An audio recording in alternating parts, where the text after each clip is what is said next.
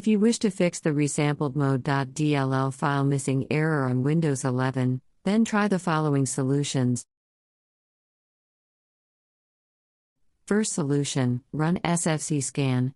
Search for command prompt in the Windows search bar. Click on Run as Administrator in the right pane to open the elevated command prompt window.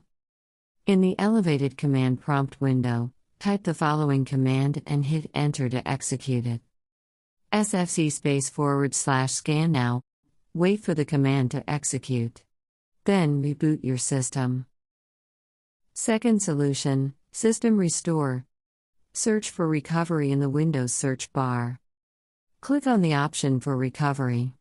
In the window that opens, select Open System Restore from the menu.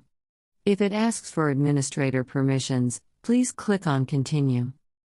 The System Restore window would open. Select the restore point and keep Next. In the next pane, click on Finish. Proceed through the system restore process to revert your system to that date's settings. Reboot your system.